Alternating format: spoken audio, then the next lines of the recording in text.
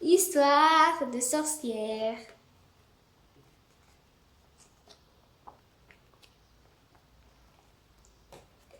La petite sorcière qui voulait changer de maman. Dimanche dernier, mon papa sorcier a amené mon petit frère Vermisseau à la chasse au cancrelat. Et moi, je me suis retrouvée seule avec ma maman. Toute contente, je lui ai dit: j'adorerais mettre mes hérissons en roulette et faire une course de vitesse avec toi. Maman a fait la grimace. J'ai très mal aux chevilles depuis notre dernière promenade en hérisson en roulette, citrouillette. Et puis, je suis en train de faire un gâteau au rat confit.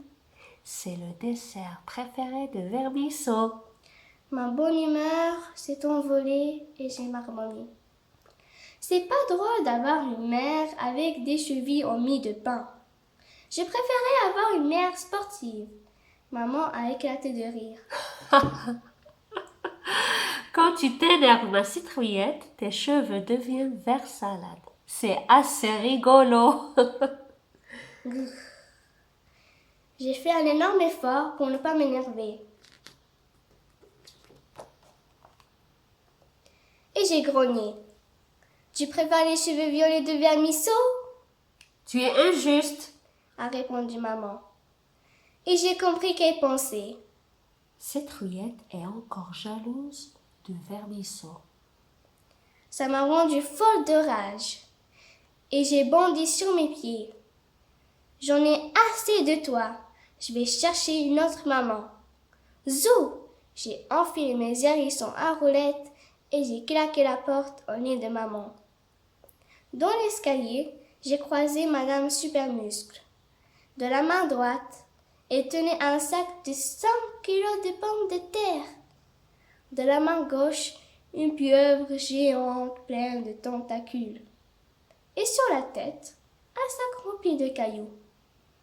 Je me suis aplatie contre le mur pour ne pas me faire écraser. Mais splash! La pieuvre m'a fait un bisou baveux. Berk, je n'aime pas les bisous de pieuvre. Aussitôt, Madame Supermuscle m'a dit en riant. T'es toute palichounette, ma citrouillette. Si tu m'aidais à porter mes paquets, ça te donnerait super bon mine. D'un seul coup, je me suis sentie hyper fatiguée.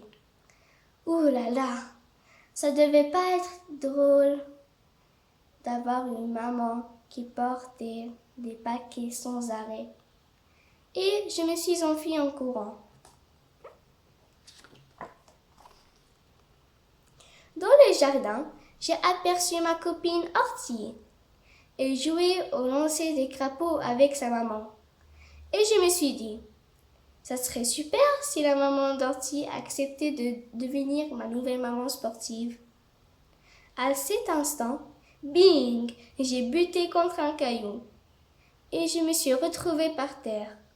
La maman d'Ortie a frotté mon genou écorché avec un bouquet d'épines et j'ai pensé, quand je tombe, ma maman à moi crache sur mon bobo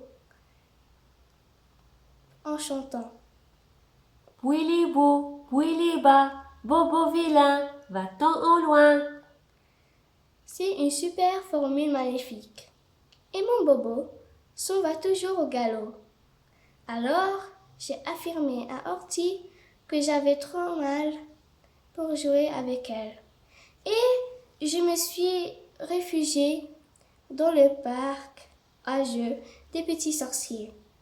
Près du boa qui servait de toboggan, il y avait une maman en survêtement phosphorescent qui surveillait ses 4 petits sorciers. Elle avait l'air super sportive, mais zut alors, cette maman-là n'arrêtait pas de crier. Mettez-vous à la queue pour monter sur le boa toboggan. Elle ne sautait pas tout habillée dans la piscine de boue bouillante.